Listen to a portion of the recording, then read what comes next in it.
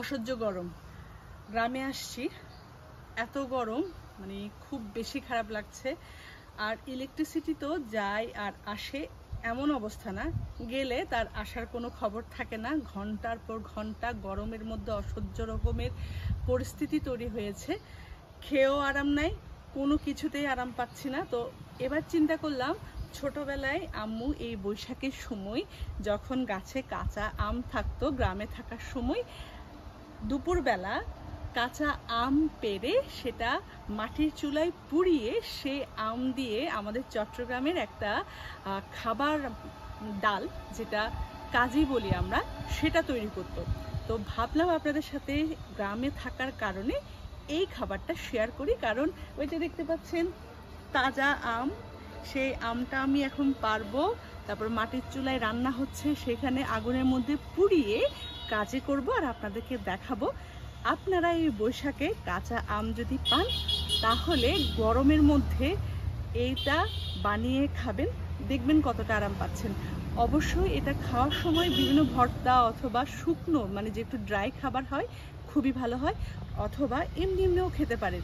চলুন ওই যে গাছ থেকে এই আমটা পারি।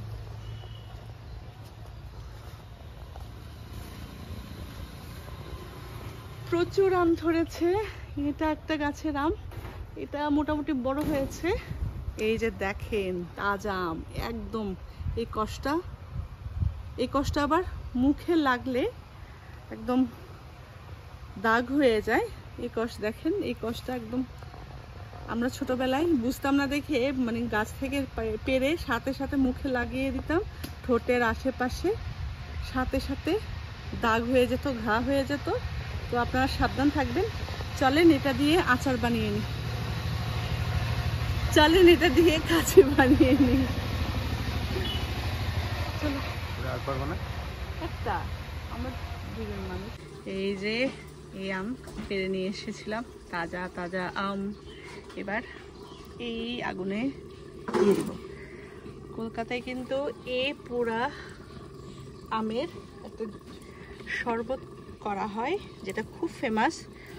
আম পুড়ে ঠান্ডা ঠান্ডা বরফ দিয়ে কিভাবে জানি বানাই, আমরা সেরকম বানাবো না, আমরা বানাবো অন্যরকম।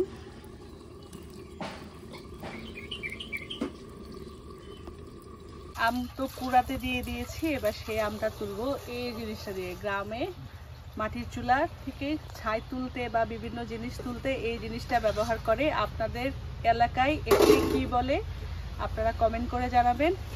আমাদের চট্টগ্রামে বলে কি আমি সেটা জানি না, কিন্তু আজকে এখানে শুনেছি নোয়াখালীর ভাষায় এটাকে টকবা বলে।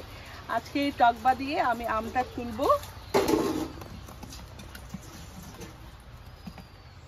এই যে পুরা আম, এবার এটাকে ধুয়ে পানিতে ভিজাতে দিব, ধুয়ে ক্লিন করব। ক্লিন করার পরে কি করব সেটা আপনাদের দেখাবো। আর মাটির চুলাতে রান্না করার পরে হাতের কি অবস্থা হয় এবার দেখুন। এই যে সব চলে যায়। পেডিকিউর ম্যানিকিউর করার কোনো দরকার নেই, এখানে ন্যাচারাল পেডিকিউর ম্যানিকিউর হয়। আর স্বাস্থ্যসম্মত থাকার জন্য নখগুলো কেটে ফেলতে হয়। এই যে আমি কাজে করব, সেটার জন্য আলু সিদ্ধ করলাম, আলু ভর্তা করব। এইখানে শুকনো মরিচ ভাজছি, সেই শুকনো মরিচ দিয়ে আলু ভর্তা করব। সাথে দিব পেঁয়াজ ভাজা শুকনো মরিচ দিয়ে একটু সরিষার তেল দিয়ে মাখিয়ে ফেলবো। এই যে পেঁয়াজটাও একটু তেলে নিয়ে নিচ্ছি। পেঁয়াজের একটা কাঁচা গন্ধ থাকে, সেটা আর থাকবে না।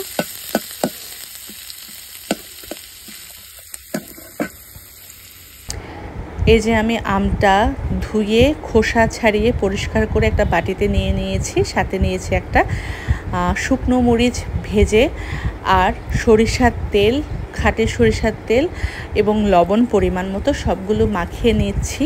আমাদের ওদিকে চট্টগ্রামে কিন্তু একটু রসুন কুচিও দেওয়া হয়, আমি নতুন মানুষদের জন্য করছি বলে স্কিপ করেছি, আপনারা চাইলে রসুন কুচি দিতে পারেন। এরপর পরিমাণ মতো পানি দিয়ে আমরা সেটা মাখিয়ে এই পর্যায়ে নিয়ে এসেছি। এটা দিয়ে ভাত খেলে খুব মজা লাগে, একটা পান্তা ভাত ফিলিংস আসে, গরম ভাতের সাথে আমরা খাই। তো এটার সাথে শুকনো খাবার যেমন হচ্ছে কালো ভুনা, মাংস ভুনা, তারপর হচ্ছে ডিম ভাজি। আমি হচ্ছে সেদিন আলু ভর্তা, গিমা শাক, ডিম ভাজি এগুলোর সাথে খেয়েছিলাম। মাংস তো ছিলই। আমাদের চট্টগ্রামে বেশিরভাগ সময় কালো ভুনার সাথে কুরবানির পরে খাওয়া হয় এটা কিন্তু।